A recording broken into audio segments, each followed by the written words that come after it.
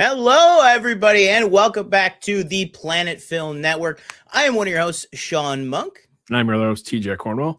And we are coming back to you after a few vacations, a few months off, some new graphics, and a brand new SSD for my computer, which is on the way, because I will tell you, I think we're good right now, but I think we're still having some issues. If you don't know, last week we had everything set to go live to come back for our Daredevil coverage. And my computer, the SSD, I was getting some issue with the boot drive for my computer. It's all very technical stuff, but basically TJ saw it on the video. Yeah, it was crazy. My computer was tweaking out pretty hard, and it basically just kept resetting itself. So we were not able to do the show last week, but I've been able to tune it a little bit. So we're coming at you guys pre-taped this week, but then next week we should be back to you with episode 4 already of this show. And it's going to be a little bit of a quicker episode this week, just since we're pre-taping. We're not going to be able to do call-ins or anything like that, but we're going to give you our thoughts on episodes 1, 2, and 3 of Daredevil Born Again, just because the last two had a little bit of a double episode that just came out about 2 days ago. So we are going to give you all of our thoughts on that. TJ, without much further ado, where are you at? I know last season, had its criticisms, had its issues with the writer's strike, the change in leadership behind the show, but we kept hearing the same thing. Oh, it'll all come together season 2, wait for season 2. Where are you at with season 2 so far? Kind of give me your Cliff Notes reactions and thoughts on episodes 1, 2, and 3, and then I'll give mine, and then we can go ahead and break out and do a little bit more detail.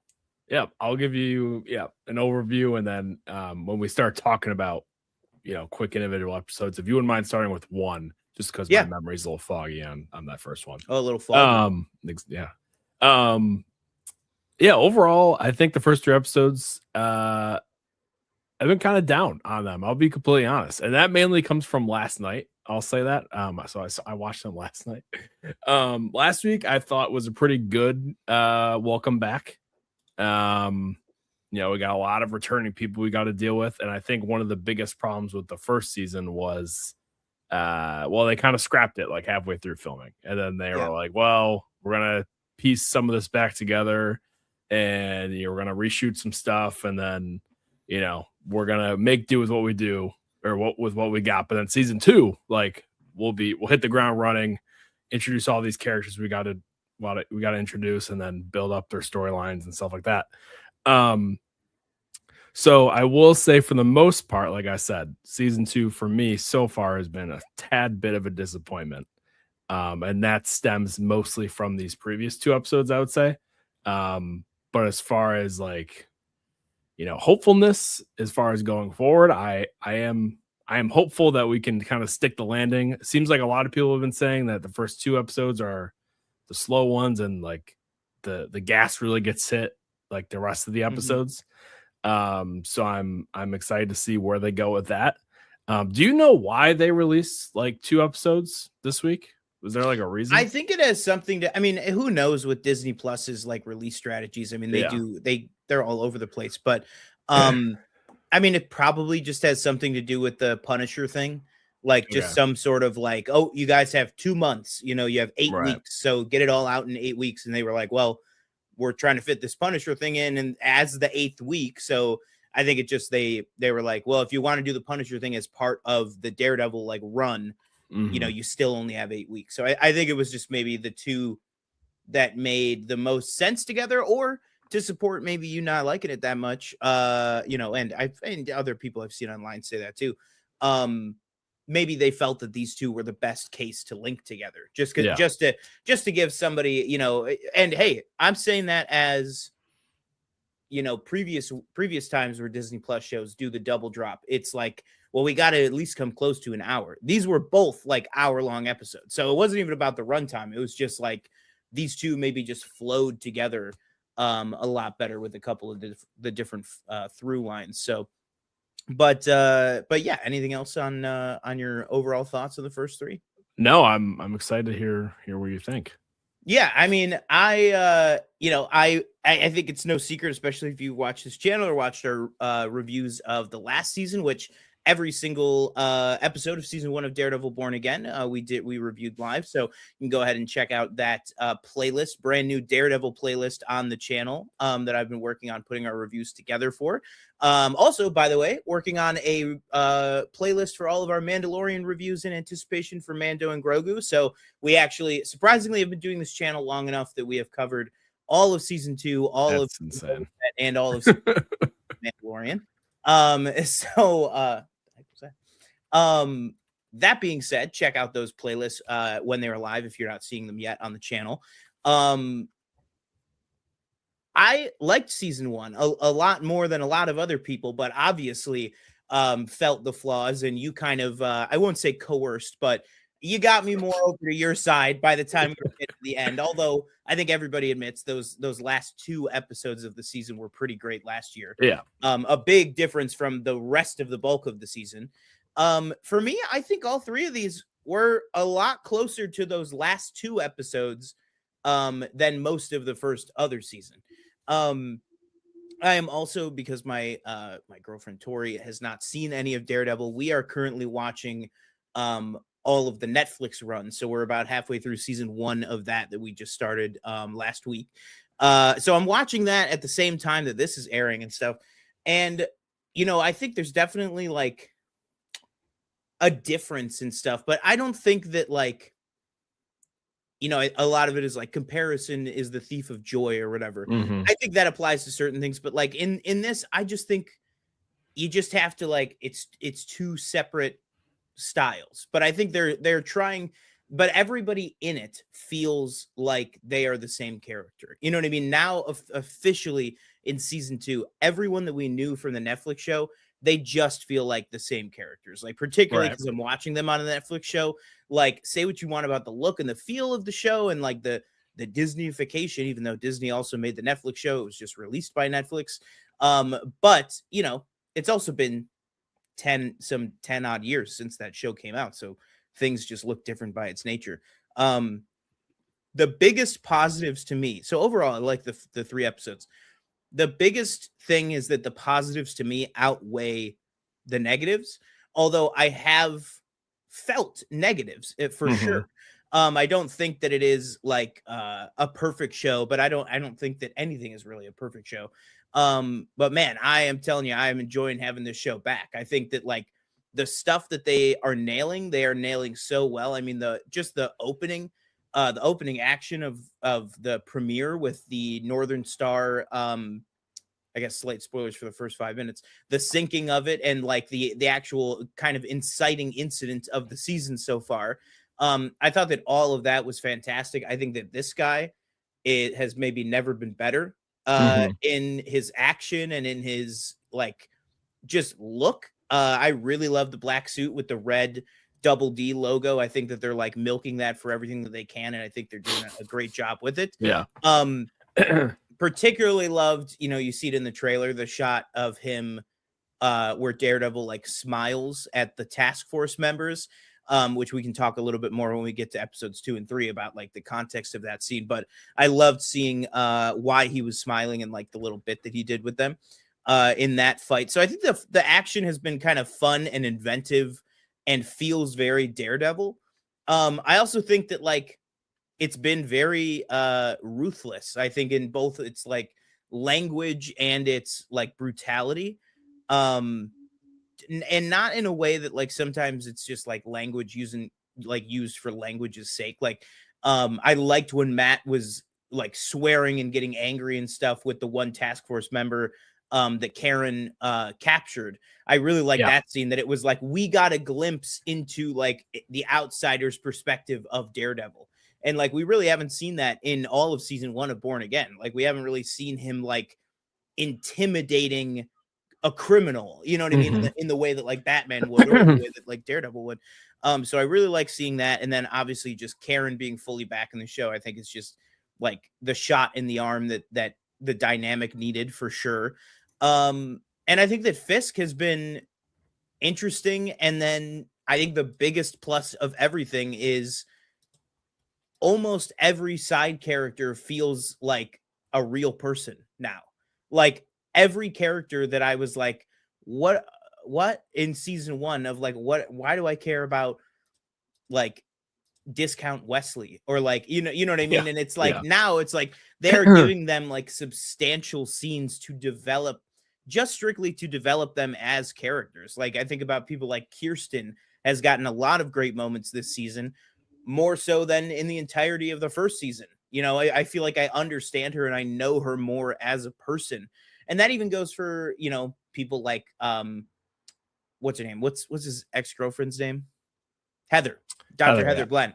Yeah. She even she, I still think that she is probably like my least interesting storyline, but this show, particularly in this second season, has really nailed a rhythm of that kind of, I'm not saying it's operating on the level of Game of Thrones, but it's in that rhythm of you're in a storyline and right as you maybe get tired of it, they cut away to the next storyline.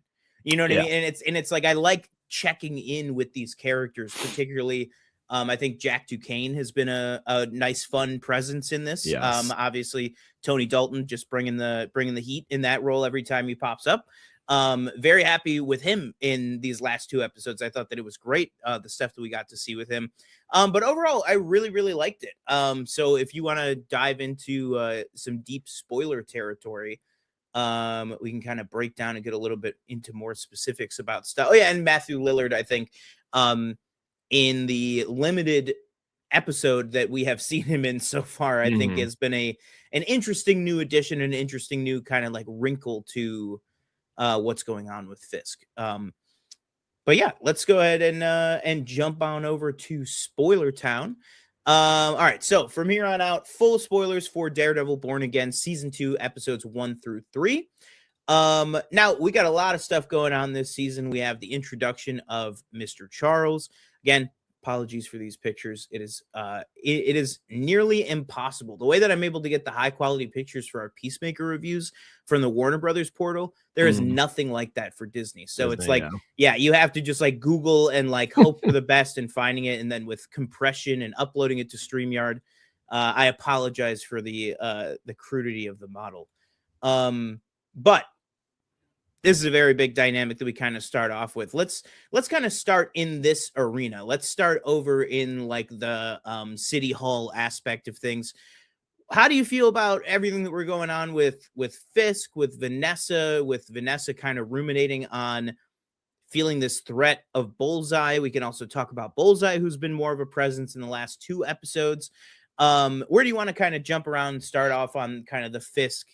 Do you want to go to BB or Daniel? Obviously, there's like 30 characters in the show, so right? We don't have to jump to every single person. But I do want to start with Matthew Lillard because I did think he was kind of a good. He was a high point for me for that first episode with his introduction. Yeah. Kind of steeped in secrecy, I would say, but we do get that Valentina name drop in Fisk's office at one point. So immediately you're kind of like, oh, this is a guy with some power. And I thought this scene at their house was really good, where he's kind of like, they're talking about how to clean up the mess with the ship and everything, and he's like, well, we could use these guys, and Charles is like, well, we could just get these random guys, or not random guys, but these people that don't really a crew together. Yeah, like a for-hire crew, and then they take the guns and stuff off the ship, and then we just kill them. Like, no big deal. Doesn't have to be like a huge thing. And you could see that Fisk is kind of like, he's a little uncomfortable by that because he values loyalty. Exactly. Like he's a little bit more loyal than him, clearly. So when they were initially talking about having the task force guys do it, he was more kind of standoffish with that. But my thing with Matthew Lillard is like, he's like I said, like he's really good in that first episode, really interesting character. And then we just don't see him the next 2 episodes. So you're kind of like, well, like, where is he? Like, what? and I brought this up a little bit before we started recording, like, and this is kind of just jumping to episode 3, I think it is, when, they finally offload all the guns and stuff off the ship and they kill the crew.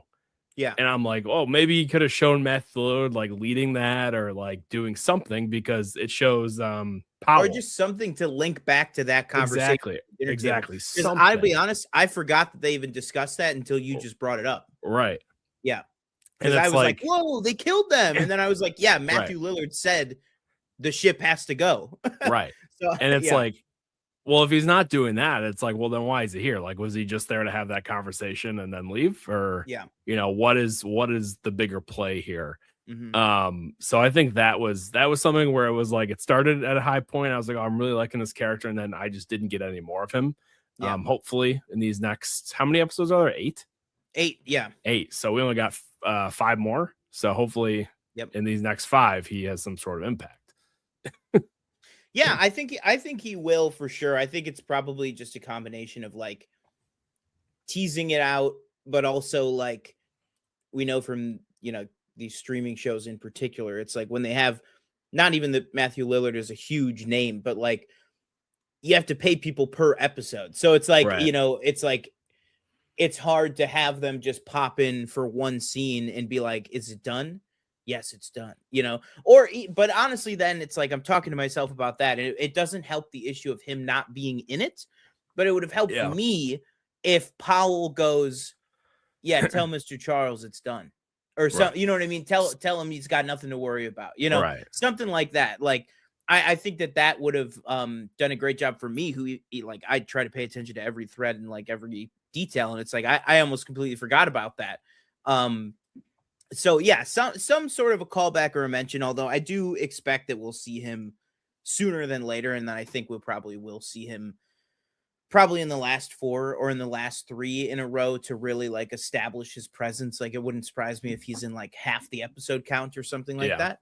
But yeah, I have really, really been liking everything going on with Fisk. I like that it's like, you know, I forget which creative it was, but one of the creatives behind the season is like, well, the first season kind of, you're seeing him set up this house of cards of trying to take over, you know, the office of the mayor, which he does obviously. And then season 2 is all about like how the house of cards begins to collapse and how it can crumble and stuff like that. And I like seeing all, and like people that we not mercilessly, but people that we joked around about in season 1, like Daniel and stuff, and even Buck to a certain extent. It's nice to see them just have more development of us getting an insight into their emotions of things. I think is really, really nice. You know, I like that line, and we can kind of, if you want to move from Fisk over to BB, then to Karen, then back over to Matt, like kind of if we go in the Daniel aspect of things, I like that he was a character who was kind of annoying in the first season, just kind of seemed like this sycophant, and definitely still seems like a sycophant. I mean, I love the scene of, you know, is there anyone in this building that you feel like you're protecting? And he goes, yes, you. He goes, that's the right answer. Like, I love that, but he knows it's BB, but he's not telling him. So it's like it's interesting that there maybe is it a conscience developing in Daniel? Is it just, I'm going to hold the information is it more of like a little finger thing where he's like, I'm going to hold the information that I think I need to hold on to until I'm ready to deploy that information. And I like what he says to BB where they're in the apartment and he's like, I basically saying like, I know that it was you doing these videos. And I like his line where he says that like, integrity costs, meaning, integrity can cost, meaning like he has sold out his integrity, like, and he doesn't want to see that happen to BB. So he's like, listen, if you're lying to me, like, this is your last chance to be like, this is your last chance to try and get out of it, or try that I can try and help you in this situation. And then even after that conversation, he still doesn't give it up. But obviously it seems like Buck and Sheila and probably Fisk are all gonna figure it out sooner rather than later, because they know that the leak came from the office. But yeah, I really like that, and I really like what they're doing with BB with the videos and stuff. But what do you think about the kind of Heather, Buck, Daniel, like as Buck says, like the kind of court gestures, like how he's just having that Yeah. scene at the gala describing them all, that they all have their role to play in Fisk's grand plan, basically. Yeah, well, speaking to like BB and Daniel, Yeah. so I really like that conversation, the first episode that Karen has with BB, or I think it's, what does she say? Is it the most easily manipulated, or the manipulators, or something like that? Yeah. Which I thought was like a really good kind of speech that she tells her, and they talk about her dad and stuff like that. But for me, like with BB and Daniel, I love they clearly have a relationship, a solid one. Don't know if it's kind of more friends or not. And I know at one point BB's like, no, we're just cool with each other. Like, it's not like more than that. There's these moments where with those two characters where like, and they were both in the second episode, which contributed to me really not liking the episode. There's one where Daniel is, I think it's after Buck leaves his office, where Buck is like clearly like on him, like, hey, like you got to figure out who the leak is. The hot dog scene. Yeah, like what else are you doing? You know, you're the deputy communications director or whatever. It was. Like deputy mayor of communications, right? And so like with two beams in his office, right? So we know Daniel knows that he's the leak, and BB knows that he's the leak. Yeah, but Daniel opens his laptop, sees the like files that he probably would have sent to her, BB, and he like acts surprised that they're there. And he deletes them, and I'm sitting there like, well, you're the leak though, you know they're there, so like, why are you? It just came off really weird to me after that whole conversation we had, it's like we already know he's the leak, and he already knows it, but he opens his laptop, sees these files, and acts surprised like somebody put them there or something like that. It just felt really off to me. I don't know what it was. Yeah, and then they do the person who's mocking Fisk, they do the reveal in the second episode. Yeah. It's like, yeah, well, we already knew it was like, it wasn't, it played like it was like we were stupid, you know, where it's like, well, you guys didn't know. It's like, no, we did. Who's been making the videos the past season and a half? Like, it's clearly her.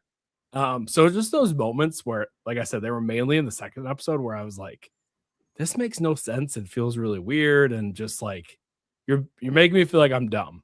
Where it's like, no, I already figured it out. Like, it's not that hard. So there's, like I said, just those little moments.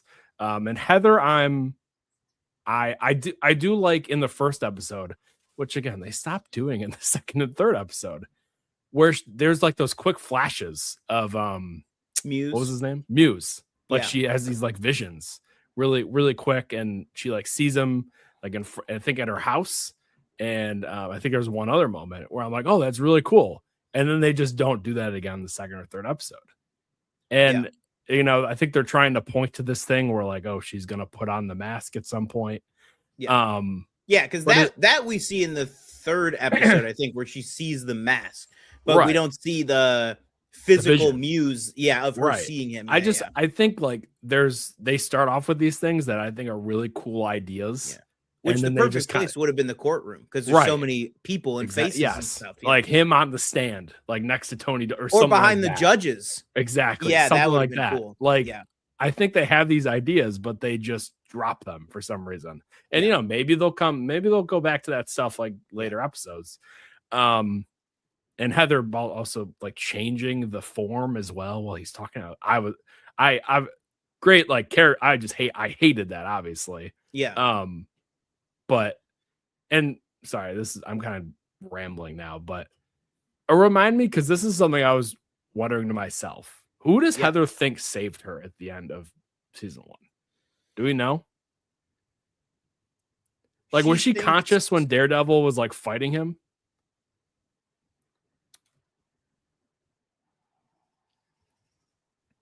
I don't know. She thinks that. No, that's right.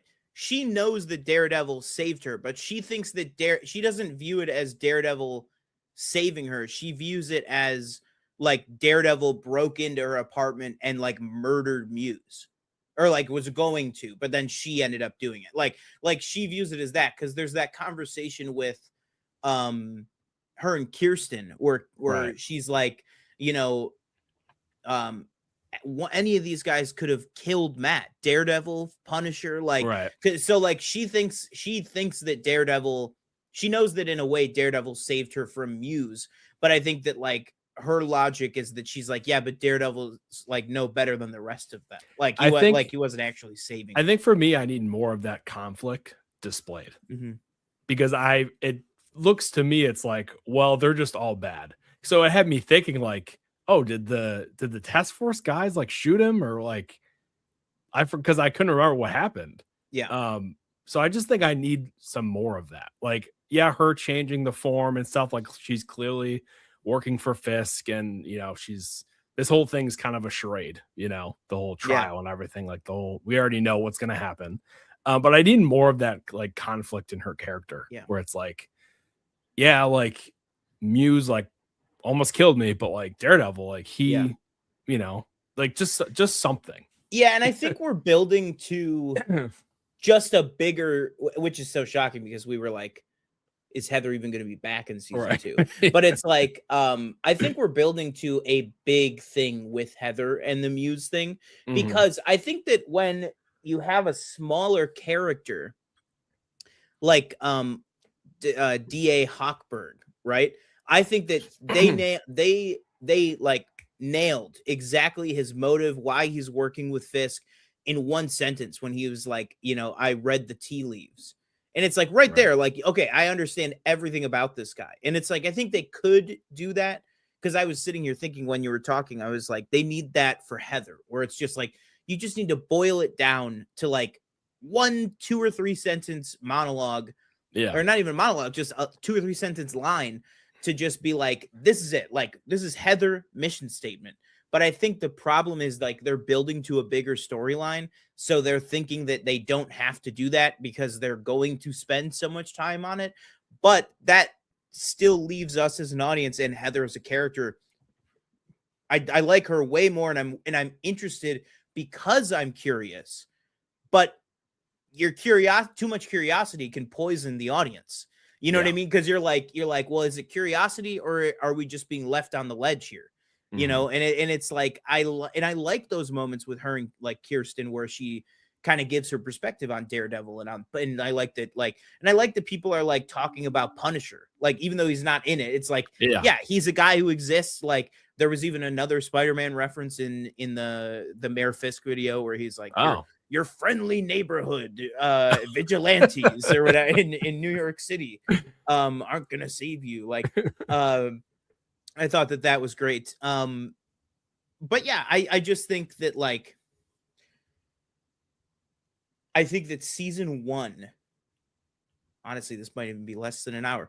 I think it's because I just think in season 1, it's like all the side characters were like cardboard cutouts. Like, there was no hope for them. Now it feels like there's light at the end of the tunnel, and there's light behind their eyes. And I'm like, okay, you seem to be doing things with these characters, but where are you going with these characters? And I don't mean it in a sense of, because like, you know me, I'm like, let me unfold what you have. Like, show me what you have. Like, I'm gonna, like, I'll take it as it comes. And it's like, I'm not talking about like, I need the answers now.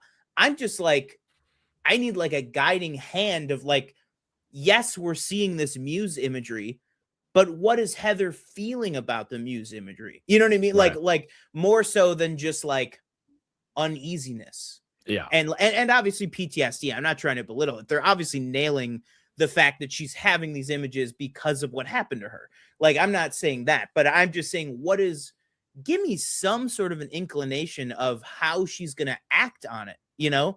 And it's like you said, it's like we've had 3 episodes, already probably about 10 scenes with Heather. But we're just really no clearer on kind of that aspect of it. You know what I mean?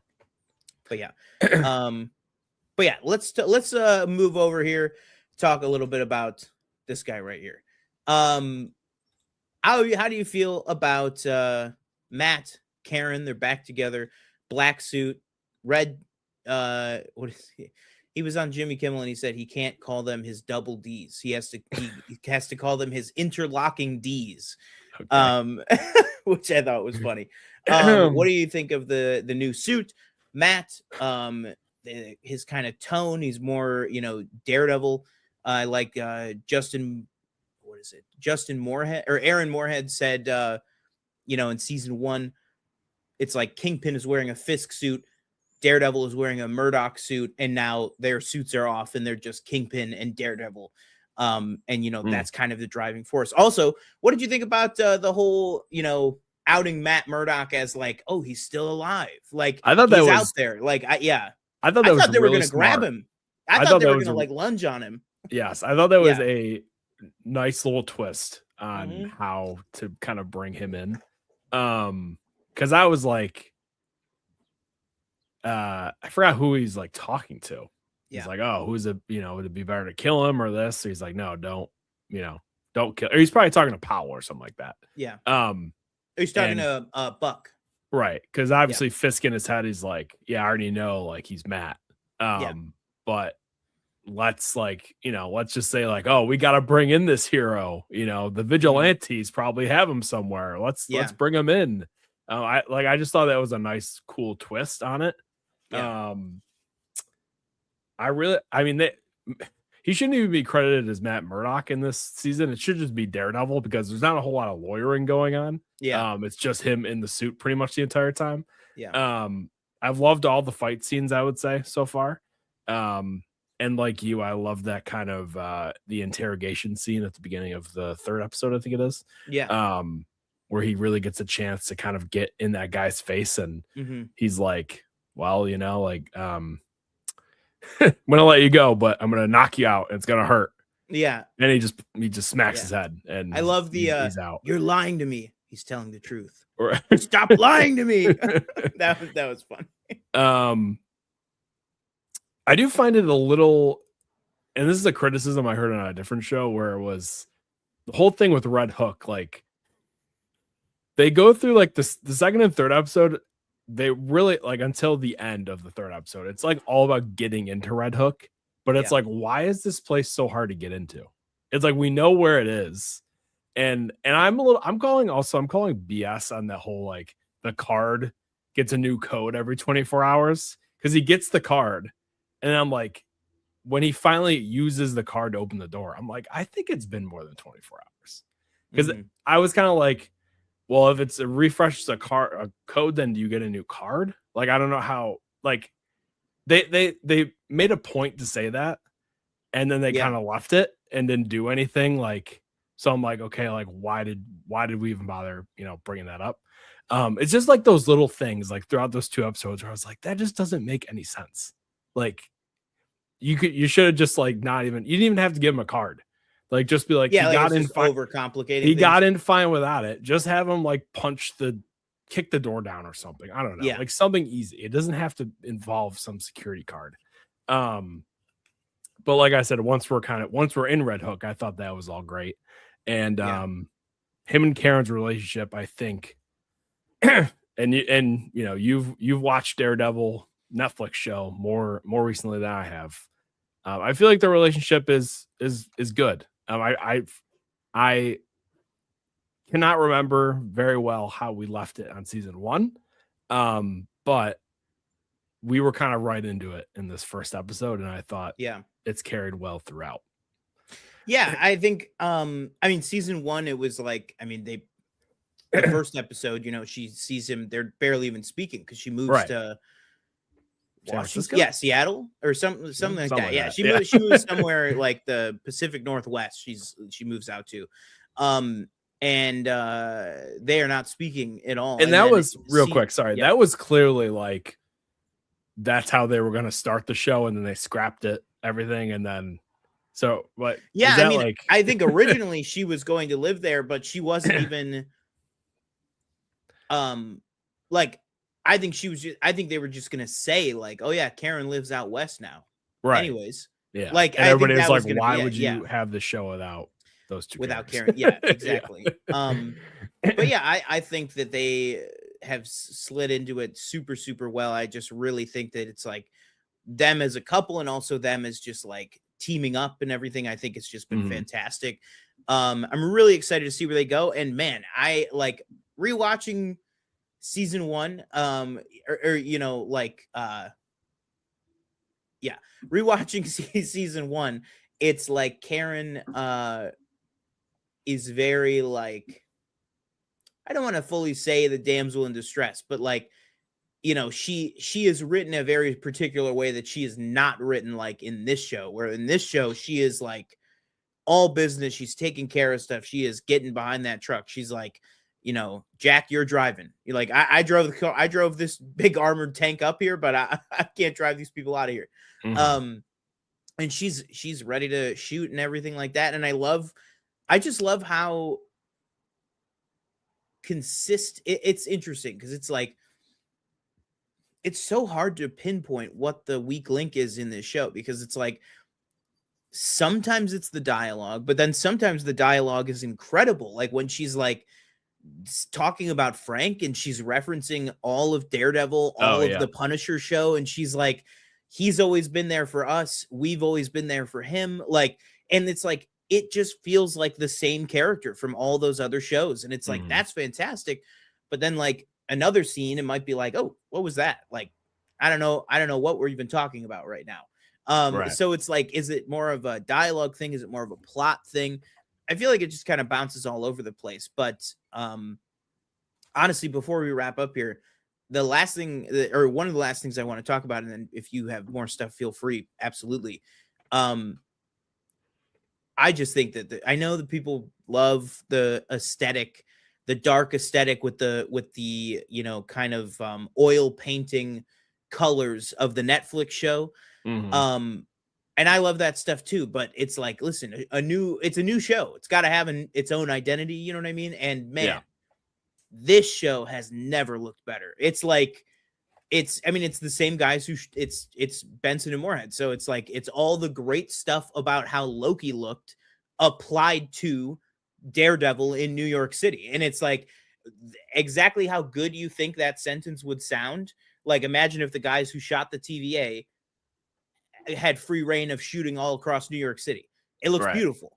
Particularly, I think the first episode comes out swinging with like almost every scene in the first episode of this season could be like a painting, you know, above like your couch in the living room or something, like this big, like grand landscape or something. And then I think all of the filmmaking and camera stuff and the re-squeezing from season 1 that works on me. Yeah, that stuff. Let's just say the new ability to watch things that I have that you know about. Let's just say that I watched that, and when the aspect ratio did that on that screen, I almost levitated. Let's just say that.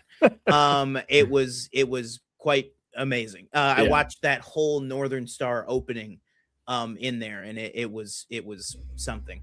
And I know that's probably swinging my opinion of it. You know, I understand not everybody can watch this episode the way that I watched it. But and I only did that for the first one. But man, this show looks really good. And I just think that Charlie Cox is so good, and Vincent D'Onofrio is so good, and like Vanessa is just so good. And it's like, okay, that's somebody who we have not talked about at all. What are your thoughts on Bullseye with helping him with Cherry, with what he's been doing? We get the return of not only a church, but the church from the Netflix Daredevil show, with a direct call out to Matt's mother, who, you know, we find, you know, she's off on her home planet, so she's not going to be on this show. But what are your thoughts on Benjamin Poindexter and kind of how he's fitting into things as this kind of loose unit? Yeah, I'm interested to see what side he's kind of on. Yeah, I mean, I think we know. I think he's on Daredevil side, but it's like, you know, the enemy of my enemy is my friend type of thing.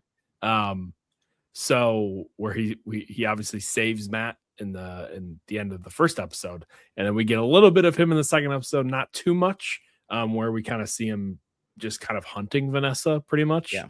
I thought the scene where he's staring into the dining room at Vanessa and Heather, I think that's in the second episode. Yeah, I thought that was great. I thought that was really great. I liked, because so this is where it's kind of throwing you for a loop, because it's like in the second episode he kind of saves Cherry, kind of, it seems like, where he kills those guys in the hospital, in the hospital elevator.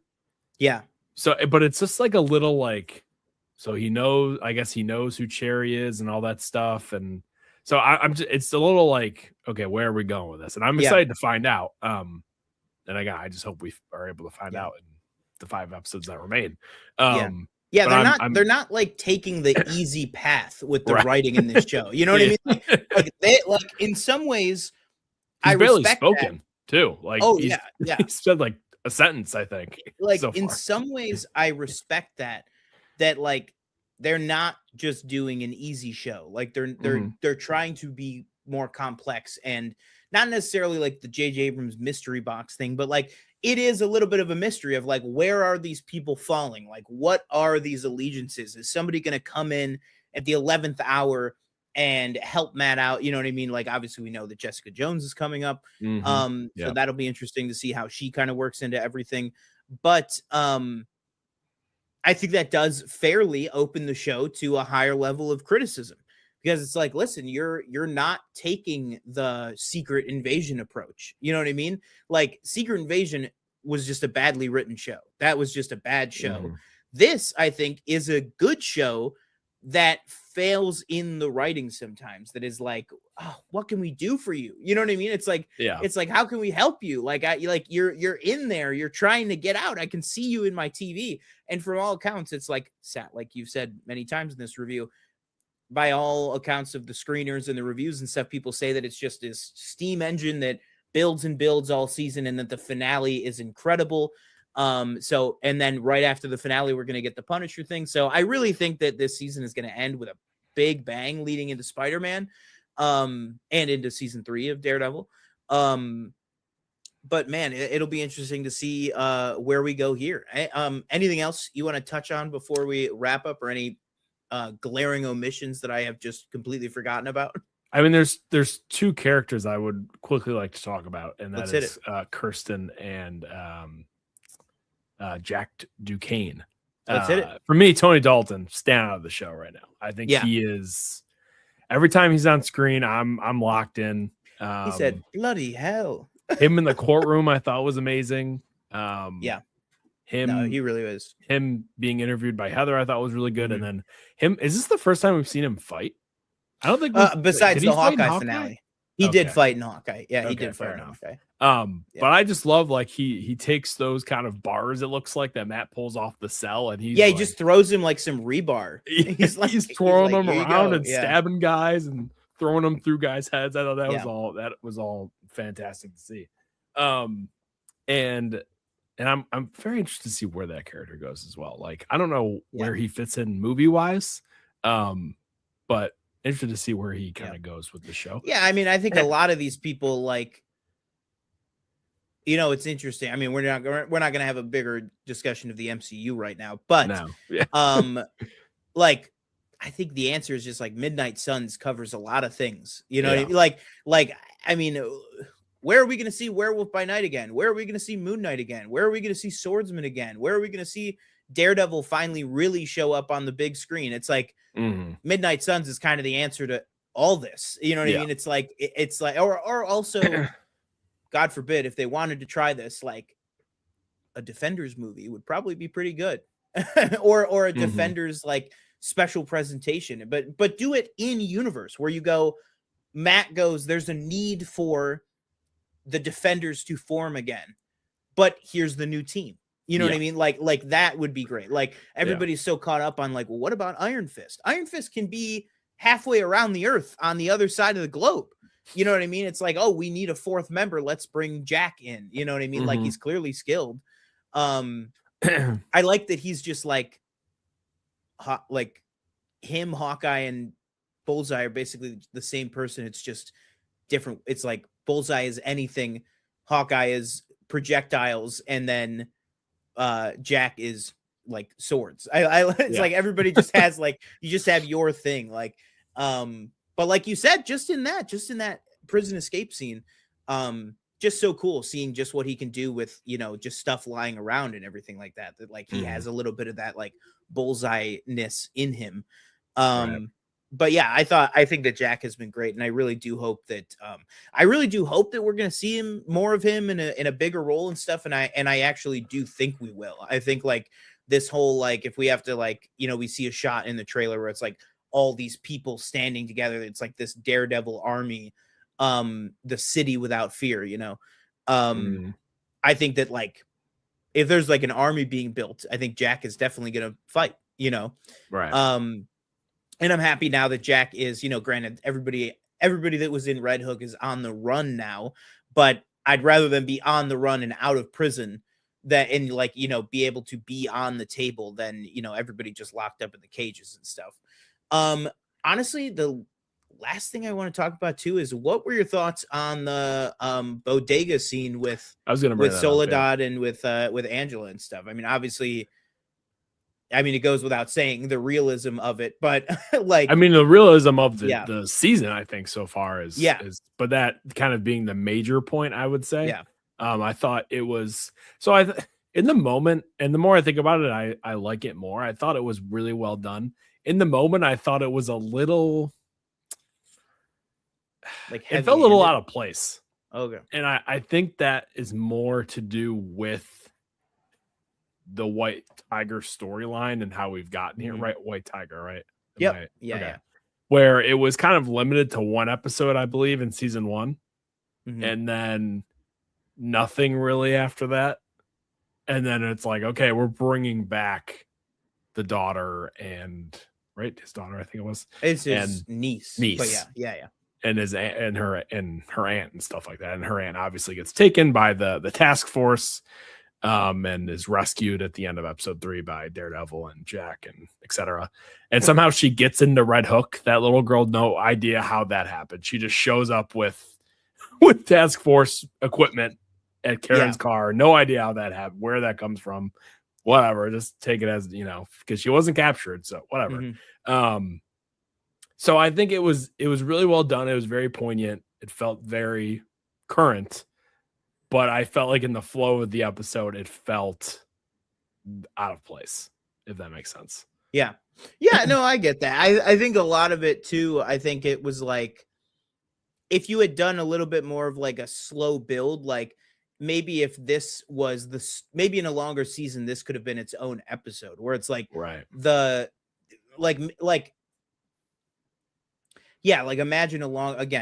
imagine well, that's not what happened, but like imagine with a longer episode count, like an episode all about Angela, and like you start and you see those kids at school, and then this is the final scene of the episode, right? You know what I mean? That you get a whole 45 minutes building up to this bodega scene, and then that's what you end on. Like, I think that would have been even more powerful on a scene that already is powerful. But I think I agree with you that, like, if it could either stand more on its own as this singular, like, whoa, they really delved into this.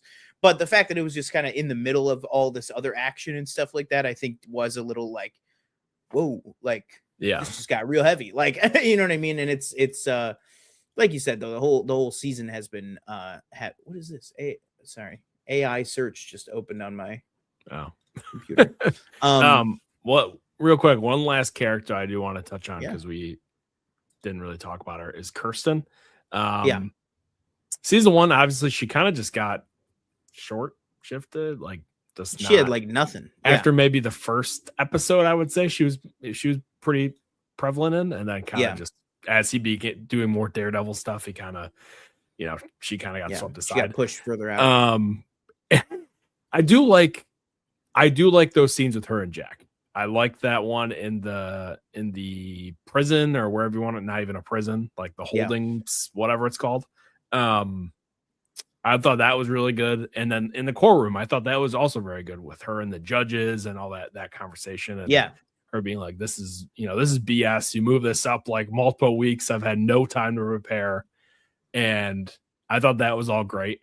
Not sure her being like, when Daredevil like comes to the office and is like, you've been to Red Hook, like he's trying to figure out where they're being kept, like the prisoners, and he's like, oh, you've been there, which I don't know how he knows that. they might have said that, but because she's in the courtroom, she says that she has been talking to Jack. Right. You're yeah. right. So he's like, the only way that she could have done that is if she was there. But then Kirsten's like, well, I heard a bird and there was a breeze.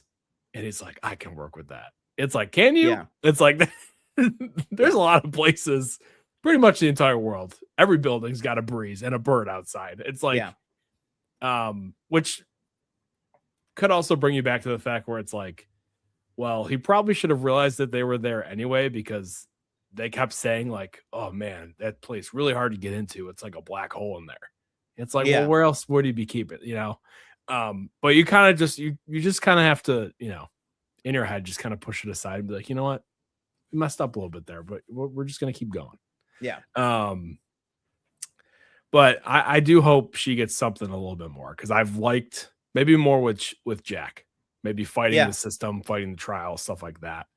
I think there's also just a lot to be mined with, like, I think she's number one on the bingo card of like finding out that Matt is Daredevil. Like that's what I thought. Like, she's the next big person to. I thought that was the moment in the office. I thought so too. I thought so too.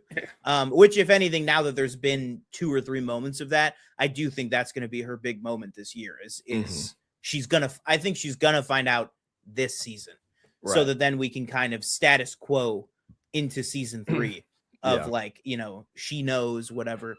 All right, last question for you. Foggy coming back, yes or no? So that was going to be one of my questions, and I have one for you. More on a different character that we didn't talk about, but Foggy, that's what I was wondering. I think he was in the trailer. Yes, I believe. Long hair Foggy, so, flashback Foggy. Again, probably a flashback. Yeah, I don't know. He was dead, right? Like, he died. We saw the body that we saw. Yeah. So, you know, maybe he comes back. I still don't. And they're still kind of working through that as well.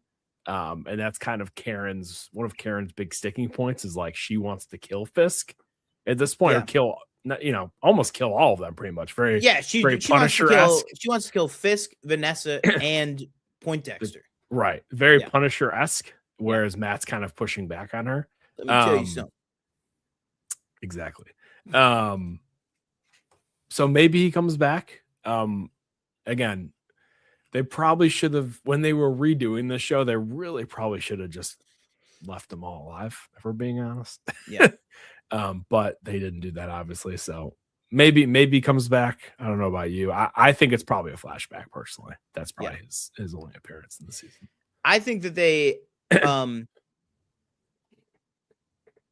I'll say this. I think that the shot in the trailer is a flashback. I think he does come back this season. I think maybe not this season, maybe next season. I don't know. But, you know, I hit Foggy with a bullet that would lower his heart rate to exactly. That's what they always do. Yeah. That's what they always do. And real quick character question. What do we think about Sheila? Not much to do in these first 3 episodes.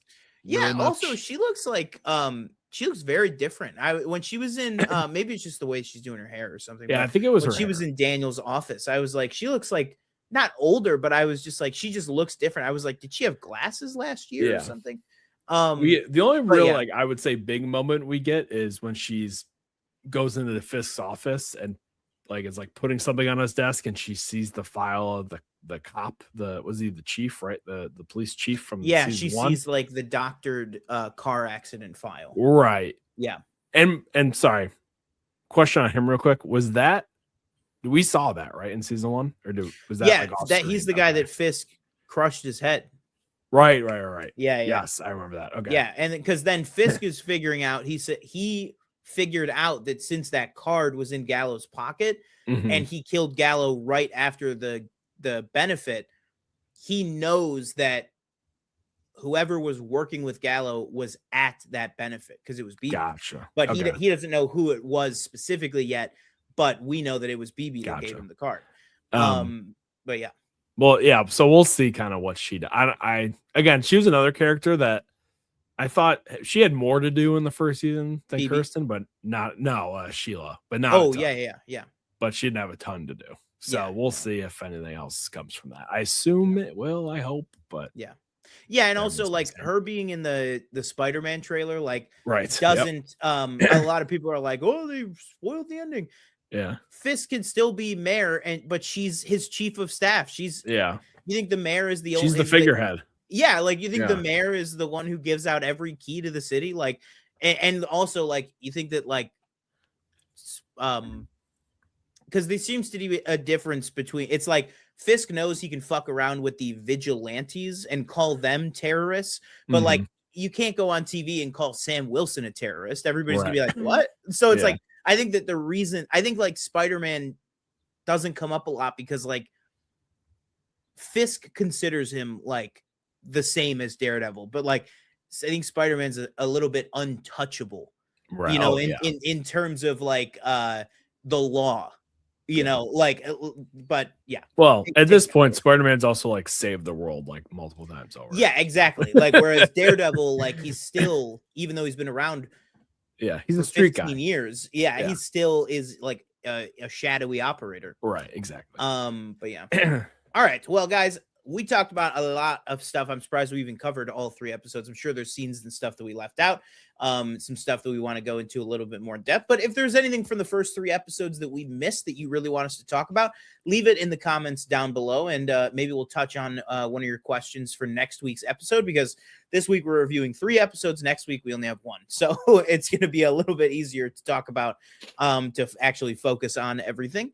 But guys, thank you guys so much for joining us again. And we will be coming to you guys every week with our Daredevil reviews. So again, make sure to look out for the Daredevil playlist on the channel, as well as the Mandalorian playlist, where we have the reviews of both of those shows and all the episodes that we have talked about. But until then, I have been one of your hosts, Sean Monk. Thank you guys so much for tuning in with us.